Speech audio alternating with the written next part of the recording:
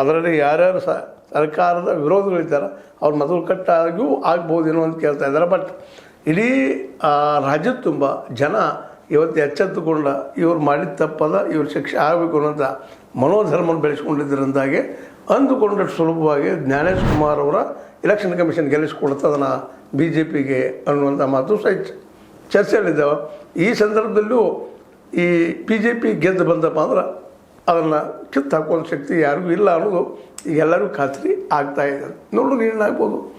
ಆದರೆ ರಾಮನ ಹಣದ ಹುಂಡಿ, ರಾಮನ ಆಸ್ತಿ ಇವೆಲ್ಲ ಇಲ್ಲಿ ಒಂದು ಏನಪ್ಪ ಕದ್ದಂಥ ಸಂದರ್ಭ ನಿರ್ಮಾಣ ಆಗಿದ್ದರಿಂದಾಗೆ ವಿತ್ ಡಾಕ್ಯುಮೆಂಟ್ರಿ ಇರೋದ್ರಿಂದಾಗೆ ಮೋಸ್ಟ್ಲಿ ಈ ಸಲದ ಚುನಾವಣೆ ಅಂದುಕೊಂಡಷ್ಟು ಸುಲಭ ಇಲ್ಲ. BJPಗೆ ಹೆಚ್ಚು ಕಡಿಮೆ ಸೋಲುಗಳು ಜಾರ್ತಾ ಇದೆಯಾ ಅನ್ನೋಂಥ ಪ್ರಶ್ನೆನೂ ಸಹಿತ ಮಾಡ್ತಾಯಿದ್ದಾರೆ ಅಂತ ಹೇಳ್ತಾ, ಇದು ನಿಮಗೆ ಲೈಕ್ ಆಗಿರ್ಬೋದು, ಲೈಕ್ ಮಾಡಿರಿ. ಬಟ್ ಲೈಕ್ ಆಗಿದ್ದರೆ ಲೈಕ್ ಆಗಿಲ್ಲಪ್ಪ ಅಂತ ಮಾಡಿರಿ, ಕಾಮೆಂಟ್ ಮಾಡ್ತಾಯಿರ್ರಿ, ಮಾತಾಡ್ತಾಯಿರ್ರಿ, ಮೈ ಪ್ರತಿಸ್ತಾ ಇರ್ರಿ. ಯಾಕಂದರೆ ಇದು ಇವತ್ತಿನ ಅತ್ಯಂತ ಟ್ರೆಂಡಿಂಗ್ ನ್ಯೂಸ್ ಇರೋದ್ರಿಂದ ಮೊದಲಿಗೆ ಇದನ್ನು ಮಾತಾಡಿದ್ದೀನಿ. ಮೋಸ್ಟ್ಲಿ ನಿಮ್ಗೆ ಲೈಕ್ ಆಗಬಹುದು ಅಂತ ತಿಳ್ಕೊಳ್ತೀನಿ ನಾನು. ಯಾಕೆ ಸತ್ಯ ಹೇಳೋದು ಭಾಳ ಸತ್ಯನ ಸುಂದರ ಅಂತ, ಆ ಸತ್ಯಕ್ಕೆ ಸಂಬಂಧಿಸಿದ ವಿಷಯ ನಿಮ್ಮಲ್ಲಿ ತಿಳಿಸಿದ್ದೀನಿ. ಲೈಕ್ ಮಾಡಿ, ಶೇರ್ ಮಾಡಿ, ಕಮೆಂಟ್ ಮಾಡಿ, ಜೊತೆ ಸಬ್ಸ್ಕ್ರೈಬ್ ಮಾಡಿ. H16 ನ್ಯೂಸ್ ಅರ್ಥ ತಿಳಿಸಿದ್ದಾರೆ ಇದು ಸತ್ಯದ ಕೈಗಂಡೆ ವಂದನೆಗಳು. ಆತ್ಮೀಯ ಸಾರ್ವಜನಿಕರಲ್ಲಿ H16 ಅರ್ಥಾತ್ ಸೀತಾರಾಮದಿಂದ ಒಂದು ಮನವಿ.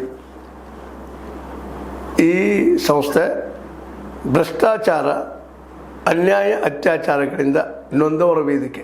ಅನ್ಯಾಯಕೋರರ, ಭೂಗಳ್ಳರ, ನಶಾ ಸಾರಾಯಿ ಮಾಫಿಯಾಗಳ ವಿರುದ್ಧದ ಧ್ವನಿ.